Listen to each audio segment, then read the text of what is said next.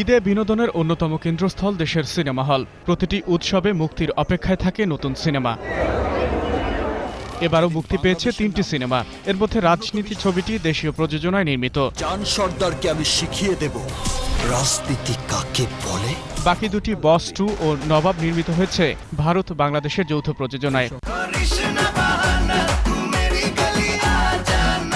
যদিও যৌথ প্রযোজনার ছবি নিয়ে সম্প্রতি সৃষ্ট বিতর্কের মিছিলেই মুক্তি পেয়েছে দুটি ছবি। গল্পটি যদি বাস্তব নির্ভর হয় অবশ্যই সেটা দর্শক হলমুখী হবে। বস যে ছবিটা হয়েছে সেটা তো দেখেছি, সেটা দেখে ভালো লেগেছে বিধায় এটা দেখতে আসছি। দর্শকের কাছে গ্রহণযোগ্যতা আছে ছবির নির্মাণ কৌশল ও গল্পের ব্যতিক্রমী উপস্থাপনার কারণে। গল্প, হিরো সবকিছুই মিলিয়ে একদম পুরো ফাটাফাটি। বাসায় তো সবসময় থাকে, একঘেয়েমি হয়ে যায়, এই জন্য হলে আসি। এই বাংলা মিলিয়ে ছবিটা আর কি মানে ভালো হচ্ছে। কাছে টানছে ছবির কলাকুশলের জনপ্রিয়তাও। আচ্ছা, সে কি নেশা করে বলতো? মদ, গাঁজা, ভাঙ। বেসরকারি টেলিভিশন চ্যানেলগুলো নাটকে আকৃষ্ট করছে দর্শকদের।